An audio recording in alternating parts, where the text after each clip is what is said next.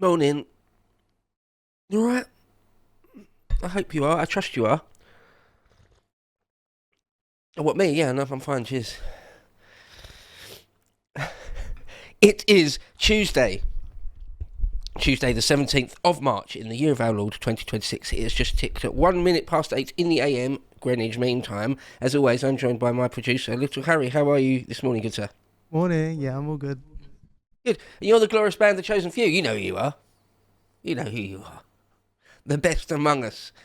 My band of brothers and sisters. All right, should we just jump straight into it then? Should we have a look at what the corporate mainstream media is banging on about this morning? What that cabal of evil Fleet Street editors are trying to beam directly into your brain box, make you think it's important or not?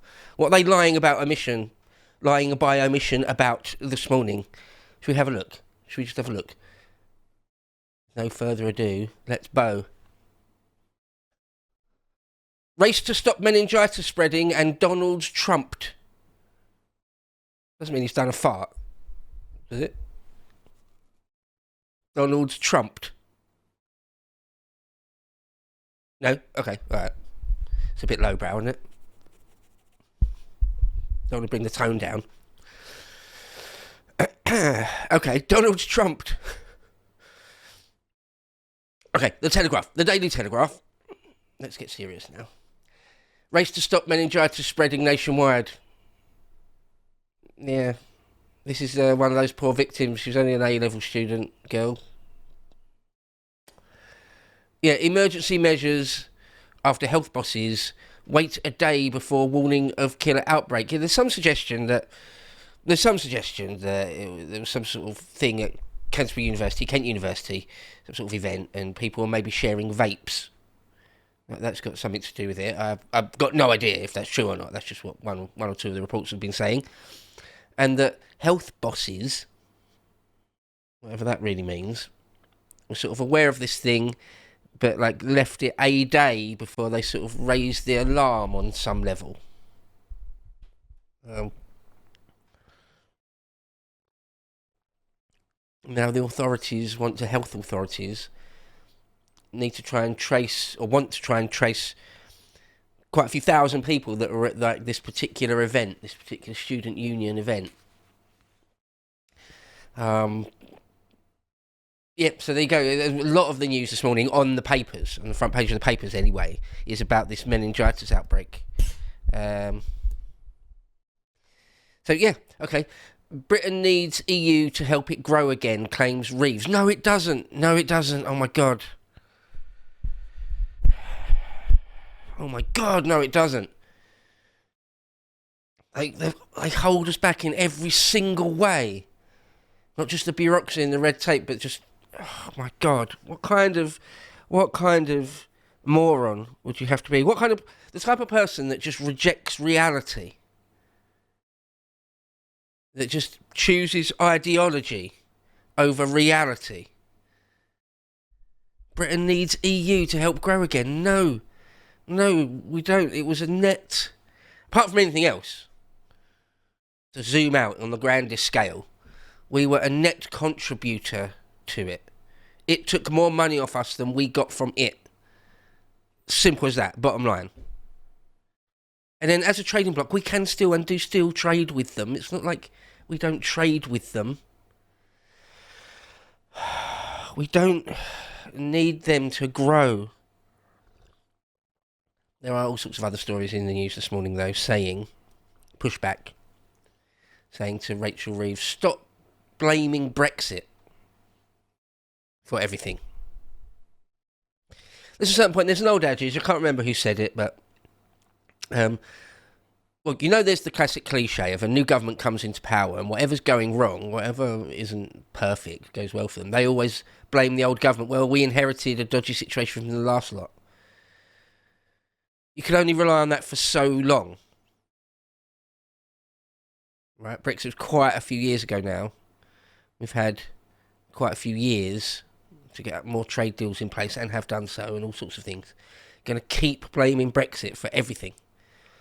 There's a certain point where you can't keep blaming everything on something like that. There's another saying. I can't remember who it was. Someone quite profound, like Walt Whitman or something like that. I don't think it was Walt Whitman, but somebody like that said, at a certain age, you've got to stop blaming your parents for things. If you're in your 30s and your 40s, you're still blaming your parents. It's like, no, it's on you now, or whatever, you know. All right. You can't blame everything on Brexit constantly. Okay. The Ayatollah's son escaped death by popping into garden for a stroll. So apparently he was there in that compound that got hit. And if anyone saw the footage of it, I played it loads. You could find it very easily if you haven't seen it. That whole compound was blown to bits, wasn't it? Like it was hit by, 3, 4, 5 massive, massive explosions. The whole thing was turned to complete rubble, wasn't it? So if you were in that vicinity at all, yeah, you were lucky to escape death. Very, very lucky. So apparently the story is now coming out is that, it's sort of, 90, I would say 95% confirmed now that he was terribly wounded in that, whether he's in a coma and or lost a leg or not. It's not confirmed, but it seems like, other than the Iranian regime themselves that are saying, no, he's fine, he's absolutely fine. Other than them, it seems like he was wounded in that. And yeah, he escaped just by a happen chance to go for a stroll in the gardens. I mean, I've watched that bit of footage, and there's various buildings in the compound, isn't it? It's not just like one big, like UN building. There's various buildings. And in the middle, it looked more like in the middle or between them are some gardens. But the whole thing was pounded, just exploded. So yeah, he was lucky. It's often the way with these things, isn't it? Serendipitous, the way history goes, the way life works, sliding doors. Tiny little details make all the difference in the world. I just happened to fancy a walk at that moment. Yeah, his wife and father are dead. And I think it's one of his kids as well. So, alright.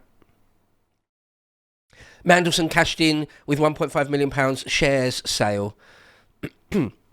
That's a story that we've mentioned it before, haven't we? Mandelson co-founded and ran a business, like a lobbying firm. Classic, right? He can't do anything else. What else has Mandelson really got? That's all he knows, right? Isn't it? How to lobby, i.e., pressure and coerce people and bully them. I wouldn't say blackmail because I don't know. I don't want to formally accuse Peter Mandelson of anything like that, but just bully and coerce people at the highest level. Yeah, a lobbying firm. And, that lobbying firm when the police asked for all his emails and they just disappeared. That one. Oops, we accidentally deleted the servers or whatever it was. Oops. Yeah, that. And it's collapsed now. It imploded, of course, because without Mandelson being completely disgraced, it's not worth anything. The whole thing revolved around his personality, right, and his position. Oh, but he did manage to sell the shares for £1.5 million, though. You can only imagine, before it imploded, before his current disgrace. So he sort of knew it was coming. What a scumbag. What a scumbag. Is there anything Mandelson has ever done which wasn't scummy? Really? Did he ever do something noble and just and righteous and good and altruistic, ever? Ever. Not that I'm aware of. His entire life was an exercise in dirty tricks, isn't it? Trying to gain money and power and influence via any means possible. Horrible little wretch of a man. What a wretch. Exactly the sort of person I wouldn't want in politics. I don't want anywhere near politics. Okay. Iran crisis to give Reeves £3 billion windfall. We'll see about that. The Daily Mail saying that pretending it's not slop when it is. Elton John had a huddle with Brooklyn Beckham and Brooklyn Beckham's wife. The Mail's got the inside story. The Mail. Joke. It so desperately wants you to think that it's something better than like The Star or The Guardian, and it's not. The Mail Group. Who owns the Mail Group? Thousands told, get help now for meningitis risk. Race to trace anyone who went to Kent Club, like nightclub, student nightclub, over 3 nights as deadly outbreak hits university and 3 schools. Yeah, and that poor girl who died. Okay, so it's a lot of the front pages about the meningitis thing in Britain. They've decided in the senior editor Boomer WhatsApp Facebook group, we can talk about meningitis today, yeah? Yeah, a little bit of Mandy. But don't mention Rothschild. Okay, The Star. Meningitis, victim's dad, we are beyond devastated. I mean, what can you say? What real commentary can I give you about that? The Star. A giant picture of some vacuous actor. Some other actor, real classy, after he got his Oscar, went and got a burger. Classy. And the very, very unfortunate death of some poor innocent young girl from meningitis. Great, thanks The Star. Cheers for that. Great bit of news. Getting my news there. The Mirror. 2 chumps who think they're important because they read somebody else's words. Starmer stays strong. Trump rant and PM says we won't be dragged into Iran war hell. That is a bit of the Iran story this morning. More fallout in the special relationship. Starmer sort of, as it says there, sort of kind of staying strong for once. Well, he's got the Islamic vote in Britain to worry about, hasn't he? He's more interested in that than Trump.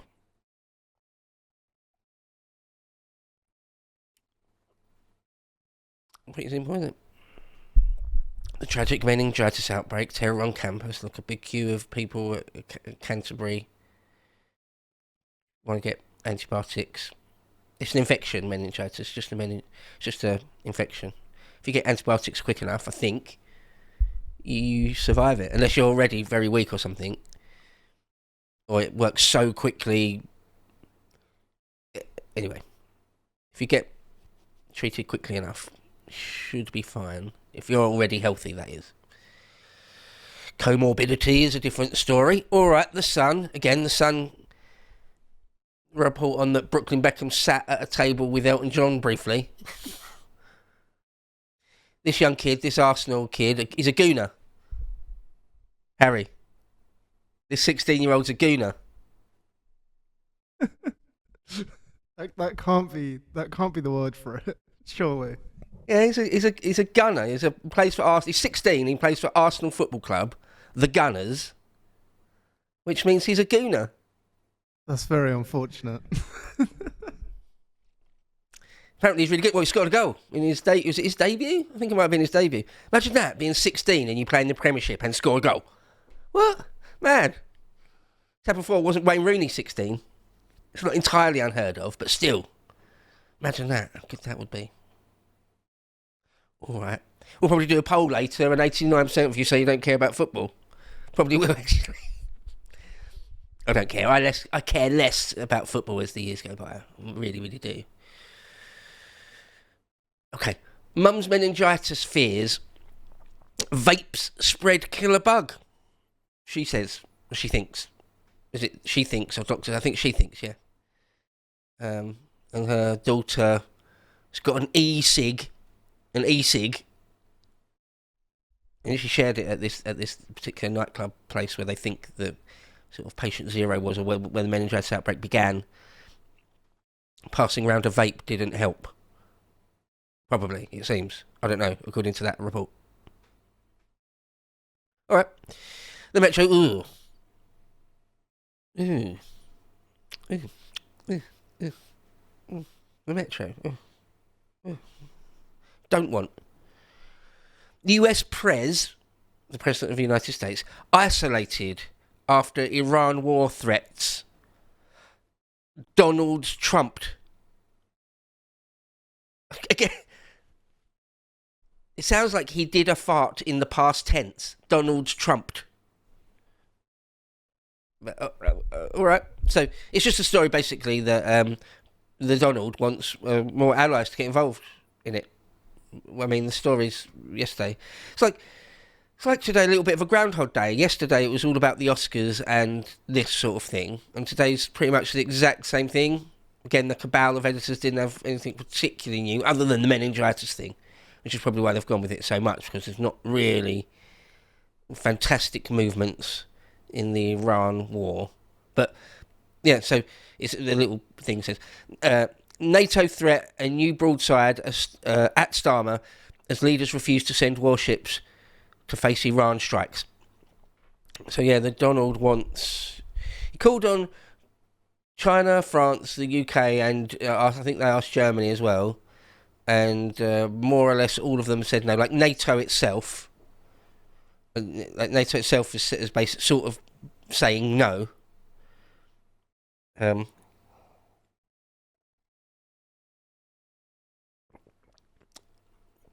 it's not our war. Well, the thing is, one of the things about this that is what I've said. I said it on the State of Politics we recorded yesterday. State of Politics, my other channel with Nate, Mr. H Reviews, was that the thing about how the Donald and the United States and Israel didn't really invite anyone else to the planning phase. Now, one, you sort of can't, don't necessarily blame them for that, just because of operational security. Could you trust, like the German or the UK government not to sort of leak information like that to anyone? Could you really trust them with like a super duper secret operation, like they're going to hit the Ayatollah in his compound in the middle of Tehran any moment? As soon as they get the intelligence that he's there, they're going to do it. They're just waiting for that. Could you trust like the UK Foreign Office with that? Probably not, right? I mean, may well the answer to that is no, but okay. All right, still. No one else was invited to the planning stage, and so they just did it. Like Starmer and I believe Macron and I guess the German leader found out about this like everyone else on the news that Saturday morning. Okay, fair enough. If that's how you want to do it, if that's how you want to play it, the Pentagon, if that's how you want to do it, fine. But now you're asking them to send whole parts of their navy and stuff. And you've already been quite rude about it as well. Like when Starmer, a week ago or more, during the first week of it,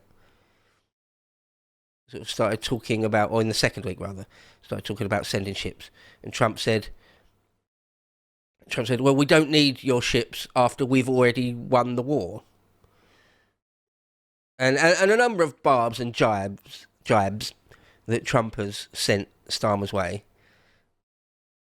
You remember we did that? We reported on last week that they had a telephone call at one point. I guess it would have been last week, and it was described as not being a cosy affair or not being a rosy affair or something, and that Trump wouldn't listen to Starmer when Starmer was trying to explain his position and why he's going to do what he's going to do. Trump just wouldn't let him speak, or wasn't listening to it, refused to sort of listen to his reasoning.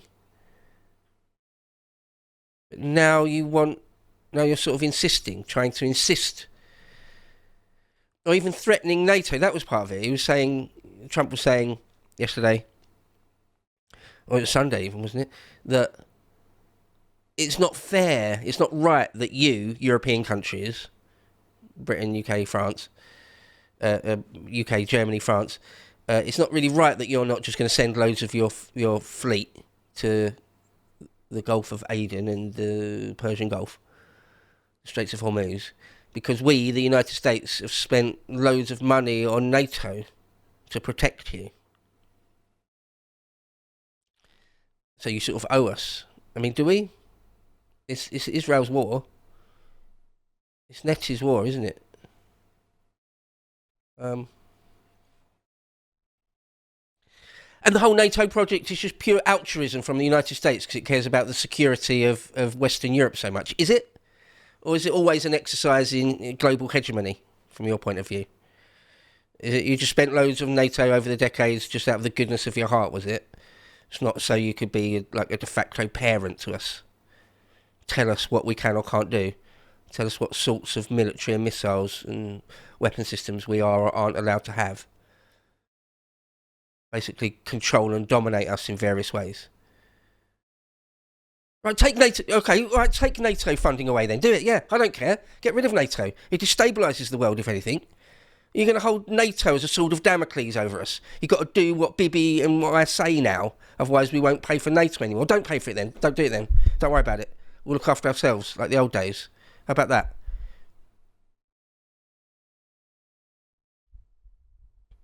Calm down a bit, Beau. Yeah, I know. The Guardian. The Guardian. Ugh. Guardian. Look, a woman who's got the ability to read other people's lines. There you go. You've got to pay attention to what she wears now, what she thinks and says. Because she stood in front of her, someone pointed a camera at her while she read someone else's words. Okay. PM vows UK will resist US pressure to join Iran war. Alright, yeah. Bibi's war. They call it the oil war. Call it Bibi's war. Meningitis confirmed at university and schools. Alright. The Independent. Same woman got given an award by a bunch of weirdos and wrongers in LA. So that's important. Freaks in LA give Irish freak an award.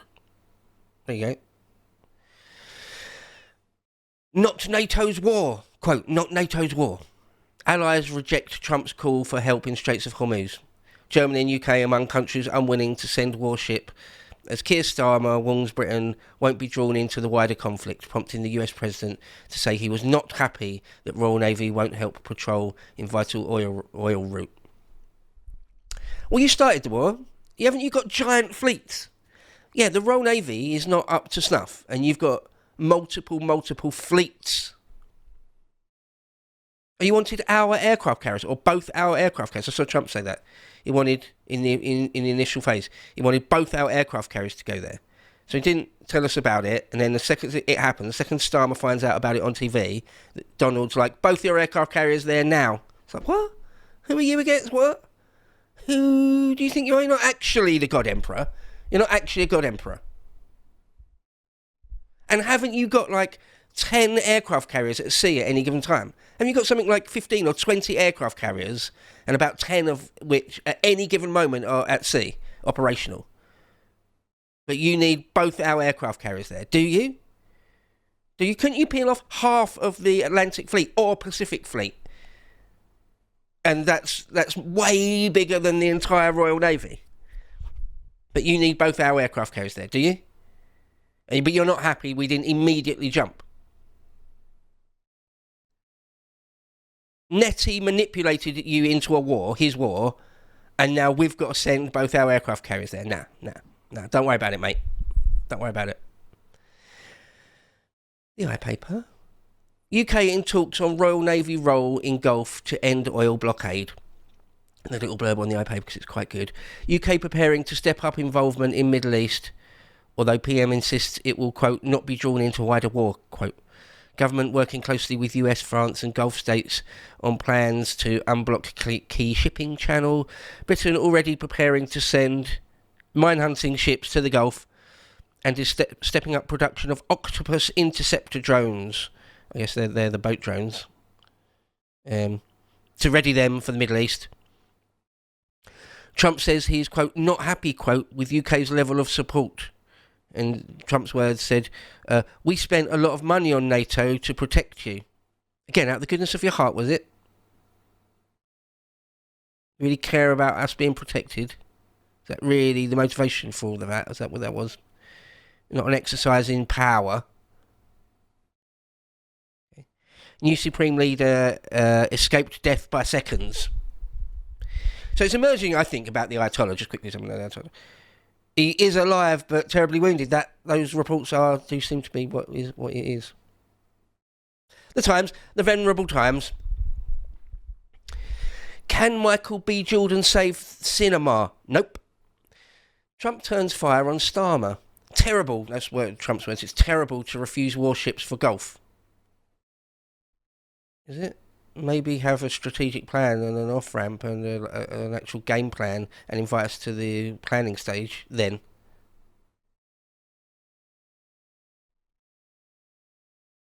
Threat to end US military support for Ukraine. Good, do that. Yeah, do that. Yeah, that'd be great. Yeah.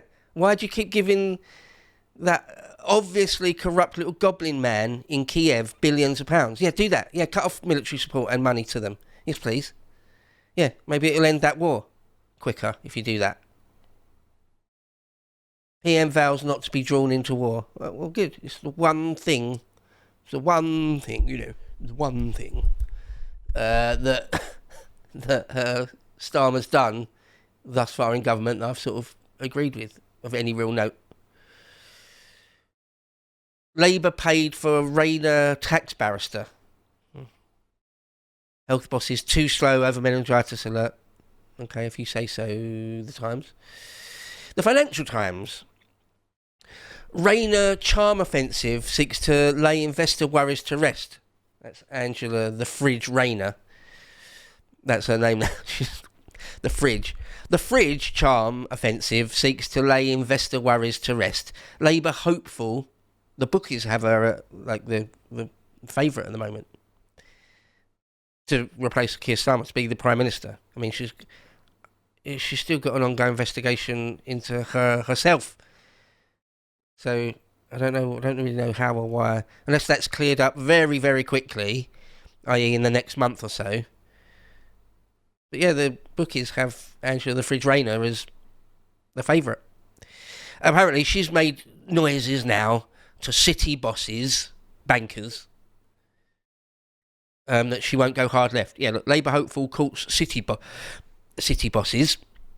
Promise made of no lurch to the left. Well, she's not got any strong ideology. She's not capable of. I honestly don't think that she's capable of having any sort of extreme ideology, like extreme leftist ideology. That would require having done some reading, wouldn't it? I don't think she's ever done that. I don't feel like she's very well read. Is that really, really arrogant and conceited? But I do feel like that. I do feel like she's unlettered.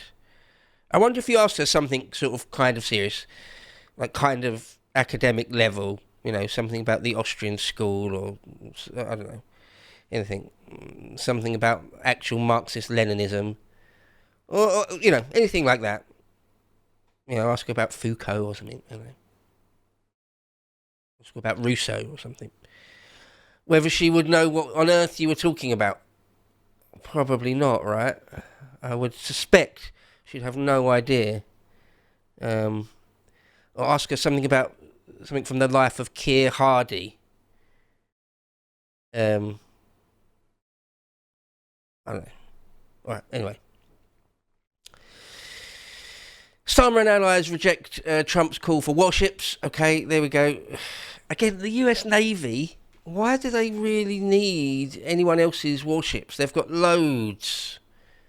They've got loads and loads. It doesn't make sense to me why they would want or need a British or a French or even German like cruiser or frigate or destroyer or anything like that, or aircraft carrier.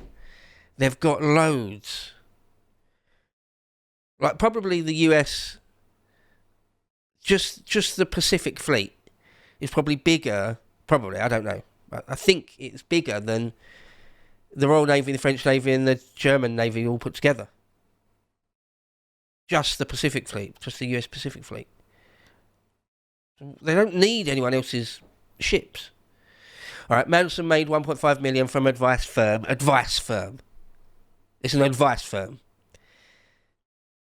It's not a tentacle of something very, very dark and evil, Epstein related, Ehud Barak, Nathaniel Rothschild related. It's an advice firm. Okay. Anyway, he sold his shares before it collapsed, made $500,000 and a half. Dirty. Before colleagues were wiped out. Yeah, right, yeah. Yeah, absolute cutthroat. The Expresso, it's a good paper. Look, some laughing buffoon. Laugh it up, clown, while the world burns. Okay. Labour accused of blaming our EU departure rather than accepting their failures. I had to read that 2 or 3 times this morning for... There should be a comma in there, shouldn't there? Labour accused of blaming our EU departure rather than accepting their failures. Stop pointing the finger at Brexit and fix economy. There we go, I said that earlier, didn't I? At the top of the show. You can't keep blaming things on the stuff that happened years and years and years ago endlessly. The ball is now in your court, so make it work. All right, that's the front pages. Let's have a look at our poll this morning. What did we say on our poll? I honestly don't remember. We put, should the UK send warships to the Gulf? Okay. I think I've made it quite clear, haven't I, my position? I said no. Oh, okay, it's closer than I thought. So 32% of you say yes, 52% of you say no, and 16% say maybe. So it's a win for the no vote, but not resounding, not overwhelming. A big chunk of you, or like a third of you, basically, almost exactly, say we should. So there you go. All right. Still winning, but not resounding, is it? Not overwhelming. Although, as I always say, don't I, if it was a national referendum, you would claim a complete mandate for all time on the strength of that result. But yeah, a third of you. All right, I'll take that on board. A third of you. All right, let's have a look at the websites today. A couple of interesting stories, I thought, on the BBC. Oh, the US Embassy in Iraq, obviously in Baghdad, in the Green Zone in Baghdad, has been hit a couple of times, for a second time last night, was it? So, Iran's definitely still got some munitions, hasn't it? It may be running low, and even if the Pentagon and Hegseth are right to say they've taken out the vast majority of their capability to launch sort of medium, not truly medium, but like, you know, I was going to say medium range missiles. It's not. A true medium range missile would be still way, way further than Iran to Baghdad, but you know what I mean? Not super short range ones. So they can still launch stuff into Baghdad. There you go. That's got to be annoying for the Americans. A bit embarrassing even. Yeah, there's another war going on in the world as well right now, and I'm not talking about Ukraine. I think it was literally the Friday before this war started. I think it was very shortly before the war started that Saturday morning. I think it was the Friday before. I did a little bit on the Beau show, Breakfast with Beau, about how Pakistan and Afghanistan are just completely at war. Like, they both have just said that. Sort of their foreign ministers or their government spokesmen have said, we're completely at war with each other. It's a war, a full-blown war, Pakistan and Afghanistan. Still going on. Completely gone by the wayside, hasn't it? As far as the corporate mainstream media is concerned. Well, this is at least now there is a story here about that. It's, as I said, I think yesterday, didn't I, that the corporate mainstream media can't keep up the tempo of just talking about Iran and nothing else. Other stories are now seeping in. Yeah, dozens killed after Afghan rehab centre struck. So the Afghans say, in the middle of Kabul, there was some big like drug rehab centre where there was loads of druggies there trying to get better, and Pakistan hit it with a missile and killed loads of people. Dozens. Pakistan say it was it wasn't a drug rehabilitation centre. It was something to do with the Afghan military infrastructure in some way. So you go. Just remember, Pakistan and Afghanistan are entirely at war with each other as well. Throw that on the pile. Not a million miles away. I mean, they've got a border with Iran, haven't they? It's all right there, the whole region. So basically, everything from the Khyber Pass to the Mediterranean is at war. Everything from India to the Lebanon to the Mediterranean is at war. Oh, but nothing happens. Nothing happens. What a cretinous view that was. That nothing ever happens. Wake me up when something happens, bro. The nothing ever happens guy is undefeated. Is he? Is he? Oh, I don't understand the meme. When they say nothing ever happens, what they mean is anything short of a full nuclear war. Only that will count as something happening. More moronic way to view the world. You're not understanding reality properly. Nothing ever happens. You're right. You're right. All right, let's see. There was a couple of things in the Mail online I thought was mildly interesting. The meningitis thing. Let's see, what was it? Oh, just this story about Putin. There's a whole story here. It's quite a long article. Because yesterday I reported, or was it at the end of last week, the story that Putin, the hidden hand of Putin, I think it was at the end of last week, the hidden hand of Putin is really controlling everything in Iran. It's all Putin. It's quite a long article here, and I did read it, but it's basically loads of conjecture saying, we think maybe this one analyst has said that maybe that happened. I mean, basically, they run down a whole list of things that maybe Russia has done and been involved in. But this light says, the full extent of Moscow's involvement remains unclear. I mean, that's it, though. That is sort of the bottom line on this. Yeah, maybe they've done all sorts of things, like supplied Iran with intelligence, supplied them with Iranian-designed but Russian-built drones. All sorts of stuff is possible. But at the moment, it remains unclear. So, I mean, we can say it, and maybe it's true, but it remains unclear. Here's a story I thought was interesting today about Gerry Adams' trial.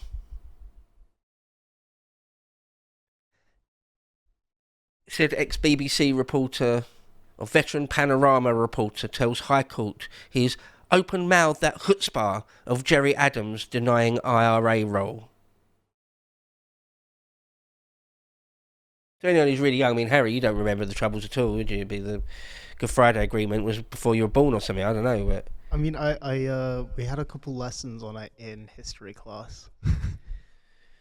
Did they say that the English are evil? Not in history, but in English, we had like a whole thing about that. Yeah. Oh, right. That on Bloody Sunday, evil English paratroopers just shot a load of completely innocent civilians dead for no reason, and that's like the only thing that ever happened in that. And yeah. Okay. Don't look into the Warren Point massacre. Don't look into that one though. Warren Point. Just evil English people just murder Irish people for no reason. That's the story of the Troubles. That's all you need to know. No, of course not. No, so the IRA, or the Provisional IRA, did a massive campaign of bombing, of actually killing innocent civilians. The Arndale Centre in Manchester, just blow that up. Oh, just launch a mortar shell into the back garden of number 10 Downing Street. Just shoot a shoulder-mounted, like, rocket-propelled grenade into the MI6 building in the middle of London.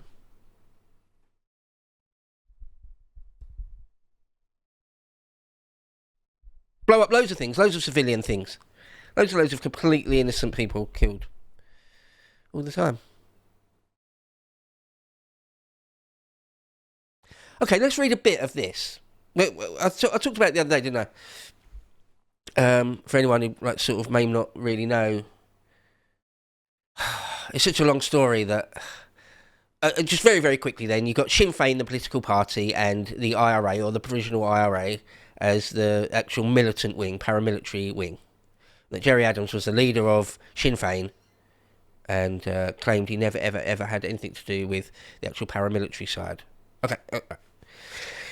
Gerry Adams has spectacularly deluded himself. That's a quote, spectacularly deluded himself, by continuing to deny he ever held a leading role in the IRA, a veteran BBC journalist told the High Court today. John Ware, Gerry Adams has been taken to court in London by 3 people that survived some of the bombings. They're claiming it's a civil case.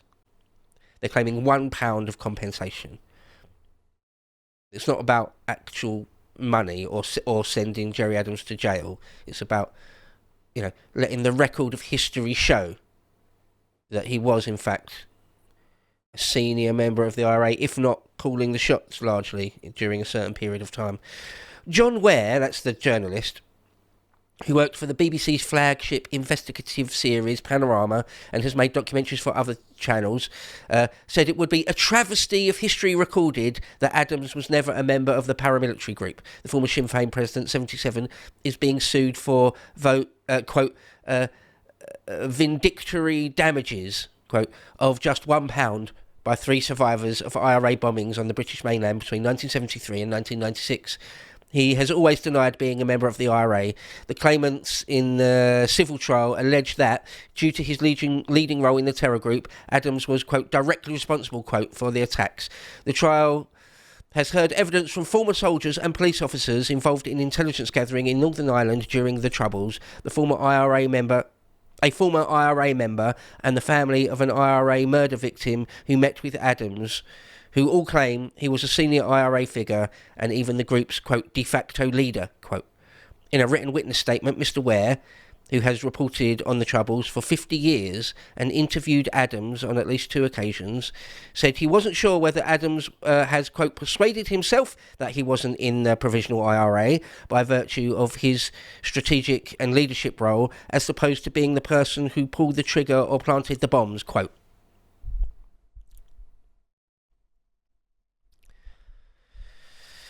Of his continued denials, he, the BBC journalist, Panorama journalist, added, quote, the rest of us are metaphorically open-mouthed at his chutzpah, given the sheer weight of evidence from his colleagues, comrades and other sources, end quote. It's a picture of Gerry Adams there.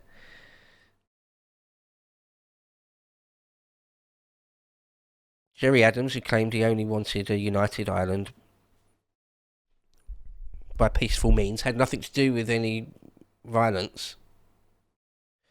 The court heard Mr. Ware, 78, made a 1993 ITV documentary about Adams entitled The Honourable Member for West Belfast. At the time, Adams had just been elected as the abstentionist Sinn Féin MP for the constituency. He said that he interviewed IRA figures who had known Adams from when he allegedly joined the IRA at the age of 16, and they wanted to speak because of his constant denialism.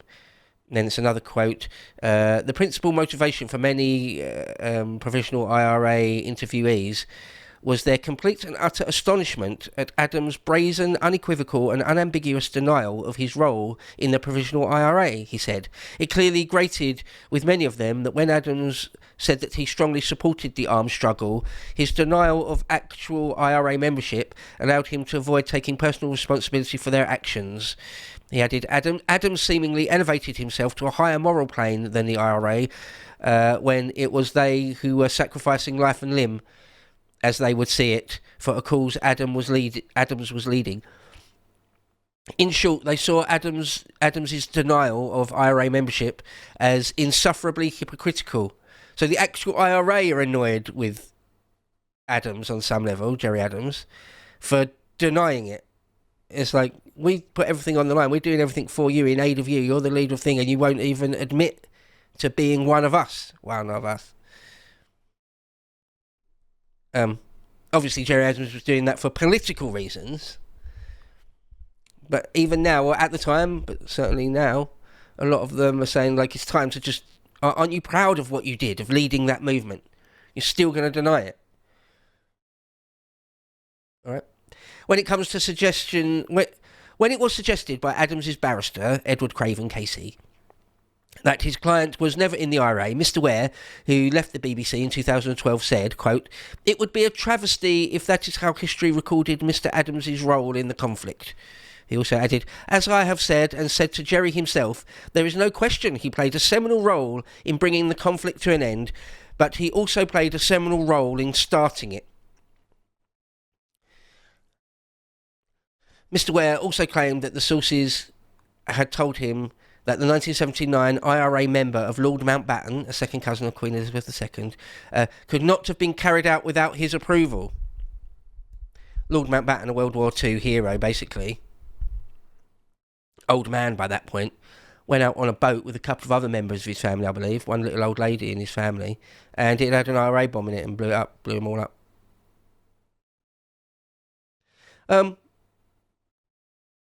One of Margaret Thatcher's, who's it, Airy Neve, one of Margaret Thatcher's closest advisors, they put a bomb in his car, and as he was driving out of Parliament, it blew up. He was literally like, there's like an underground car park right in next to Parliament.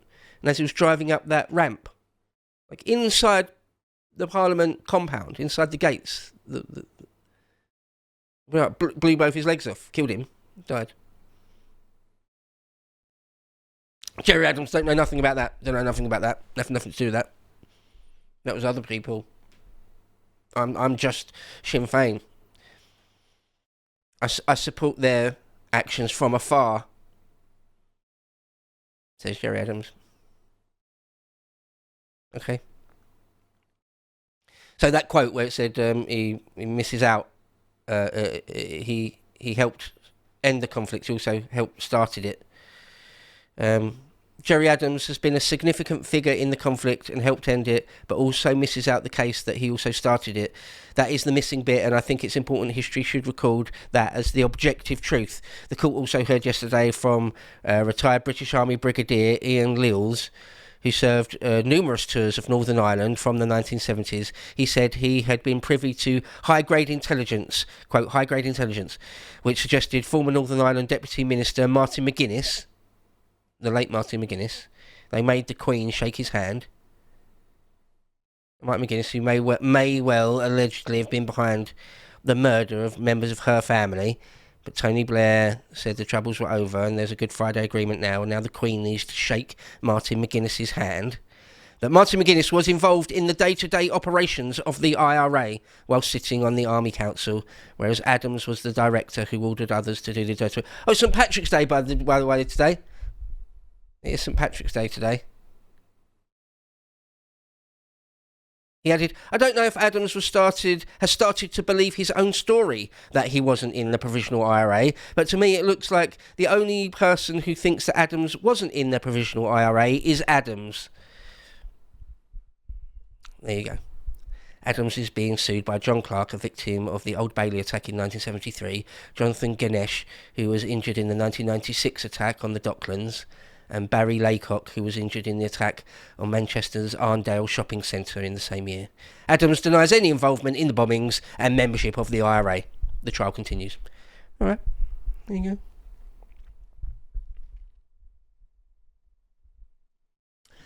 Gerry Adams didn't do nothing.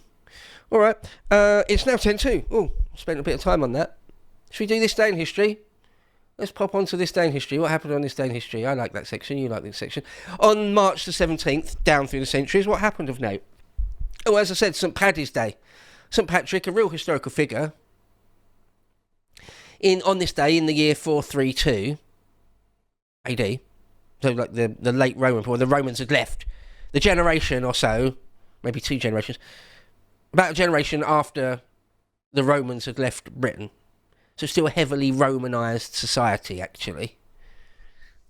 St. Patrick is captured, it says that, at age 16, is captured by Irish pirates from his home in Great Britain and taken as a slave to Ireland. Yeah, his father was like a preacher or a priest in some way, and he went on to become a holy man in orders. And yeah, the story is that he exiled all the snakes from Ireland. There's no snakes in Ireland, apparently. Are there not even adders? Are there really no snakes in Ireland? I know it's not like a snake-heavy part of the world. I get that. Just as mainland Britain is very few. But we still... I wonder if they have even adders. Anyway. Does Ireland actually have no snakes? Anyway, the part of the story is that St. Patrick... We brought them Christianity. Alright, okay. St. Patrick. Half lost to the mists of time. That is the so-called Dark Age, really, isn't it? The 5th century. 5th, 6th, 7th, 8th, 9th century. Sort of a dark age in terms of literary sources, if nothing else. There is a source from St. Patrick himself, isn't there? And there's like things like the Venerable Bede. A bit later, you start getting the Anglo-Saxon Chronicle, various things, but the light of history, the wick of history is turned down during those centuries. So we've got less information. Okay, on this day in 1861, Italy is unified into a single kingdom under Victor Emmanuel following the campaigns led by Garibaldi. Yeah, so you might think that's quite late, mightn't you? You might think, oh, what? Italy as the modern political entity of Italy only goes back to the 1860s. Yeah. Same with Germany. Germany's even later, isn't it? Yeah, because Giuseppe Garibaldi won loads of campaigns, particularly in the south of Italy. And Victor Emmanuel, the king, was able to unify a bunch of central and central and northern Italian principalities. Sort of all came together in that generation. Of course, we're after Napoleon, right? So, yeah. Victor Emmanuel and Garibaldi unifying Italy. Okay, on this day in 1905, Albert Einstein finishes his scientific paper detailing his quantum theory of light, a foundation of modern physics. Yeah, fascinating, isn't it? So 1905 was Einstein's Annus Mirabilis, his year of miracles. Because I'm not a scientist, sort of wish I were. But I can't understand, or don't understand the maths or the physics, but I do like the history. Fascinated by the history of science. Need to know all about Einstein, need to know all about Niels Bohr. All of it. Like, need to know about Newton, need to know about James Clerk Maxwell, need to know about, Kepler or whatever. All of it. So yeah, love the Einstein thing. There's 4 different papers in 1905. Was that like the electromagnetic effect, the Brownian thing about how tiny particles move, special relativity, and the E equals MC squared thing. All in the same year. 4 different papers, I believe. Anyway, one of them there was, he finished it on this day in 1905. Some say that his work at that patent office is that he may have been inspired by other people's ideas, stole them wholesale. Anyway, Albert Einstein may or may not be a plagiarist.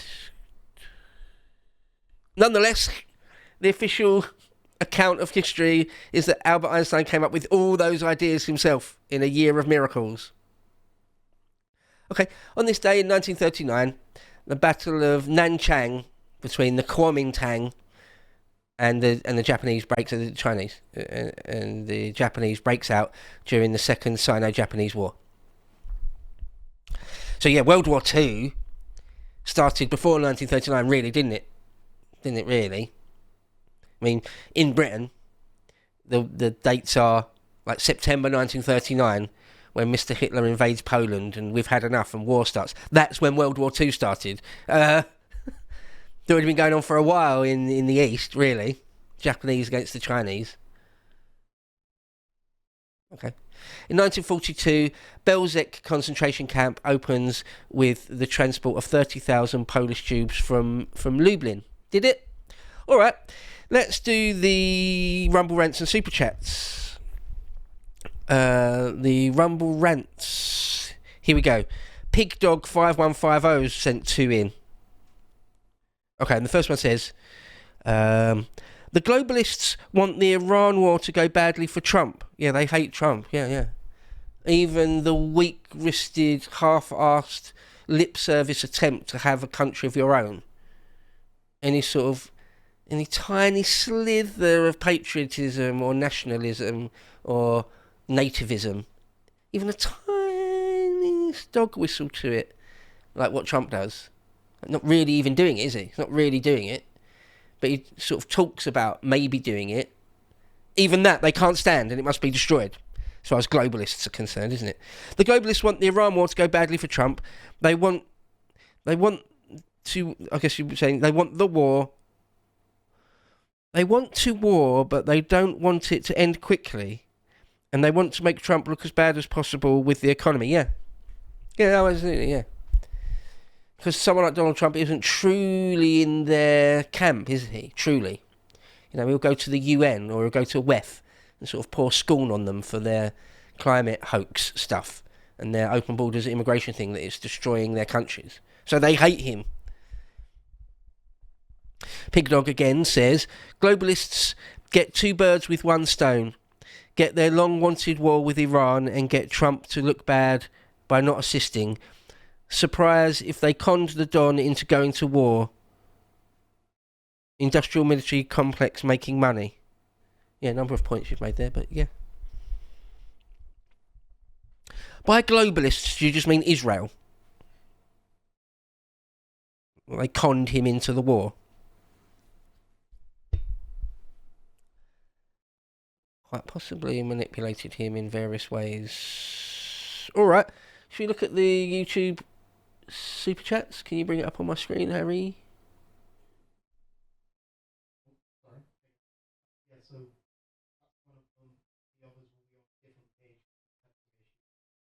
We had some issues midway through. So, sorry, what's the net result of that? Can you put them on my screen here or no? Yeah, there's this one. Just that? Yeah, the other ones will be on a different page. I'll pull that up in a second, sorry. Okay, alright, well, we've got one here in front of me. The first one, guess who it was? Guess who was the first person to send a super chat? Global Church History. Oh, yeah, he loves a bit of it. Cheers, buddy. Cheers. Every day he's first. It's great. Okay, he says, today in 45 BC, Caesar wins Battle of Munda versus Pompey. Lovely. Do you want something in the order of 30 plus hours of me on my own, not with Carl, not in conversation with Carl, just me on my own, over 30 hours of me talking about the life and career of Julius Caesar in insane detail? Basically all the ancient sources. Almost word for word, almost reading out and then commenting on all the actual ancient sources about the life of Julius Caesar. Caesar's own account of his conquest of Gaul, Plutarch, a number of others. Do you want that? Behind the paywall on Epoch's lotuseaters.com for as little as £5 a month, bronze tier membership. Hours and hours and hours of me talking about Caesar. The Battle of Munda. Okay, Harry's sorted it out now. Here, brilliant. Cheers, Harry. I've only got a few this morning. Yeah, Global Church History, 45 BC, Battle of Munda. Big one. It's a big one. Caesar versus Pompey. Great stuff. Pompey Magnus, Pompey the Great. And his sons, who died hard. Talk about die hard. Sextus Pompey. Anyway. Battle of Munda, big one. Right, it was sort of... Okay, well, I haven't got time to go into it here. Could just talk for an hour there, but I can't. I've got to carry on. Okay, Conrad Fat says, USA is just one of Israel's alt accounts. I mean, if there's a special relationship, it's not between London and DC, is it? It's between Jerusalem and DC. Principled Uncertainty says Khomeini was out for a walk and got caught in the blast. Why would they appoint a horrifically injured guy, supposedly in a coma, as their new leader? Yeah, I mean, that's a good question. Yeah, that's a really good question. If he is in a coma or terribly wounded, it kind of doesn't make sense that they would pick him to be the new Ayatollah, does it? I mean, stranger things have happened. And if the Ayatollah is only ever really going to be a figurehead and doesn't really control military policy and things, military tactics and strategy, then it wouldn't necessarily matter that he's in a coma. But still, your question is perfectly good and valid. Like, what, it sort of doesn't make sense to our mind, does it? If that's the case. Or it could be that all this reporting that he's terribly wounded and or in a coma is wrong. And what the Iranians are saying, i.e. that he's absolutely fine, he's just in an underground bunker somewhere doing all the business of government, that is true. It could turn out that that's true. And if that is true, then it all makes sense that they picked him. But yeah, you're right. If he was injured in the blast, yeah, how does it make sense that they picked him? I thought, yeah, it's weird, isn't it? A couple of things don't seem to make perfect sense or add up perfectly, do they, on the face of it, with all this? Who knows? Or as I said yesterday, I think it was yesterday, the suggestion that there's someone else, some other people, even a group, a gang, a cabal of other people, that they realised that if they argue for and get the comatose Khomeini II to be the new Ayatollah, then the business of government and setting policy and being the leaders of the country will devolve to them. So it's just in this other cabal's interest to make him the Ayatollah, even if he's in a coma, because it means power for them.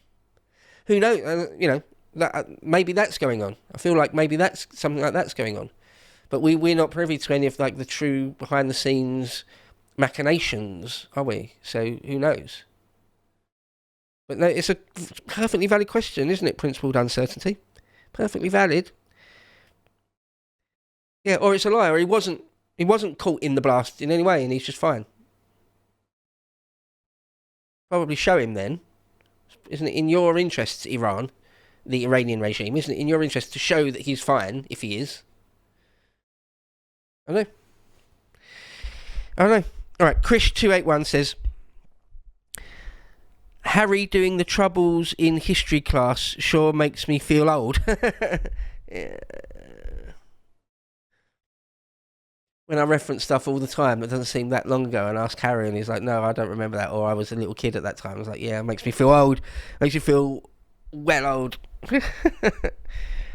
All right, and the last one for today is Jankus the Great says, good morning, you beautiful Brits.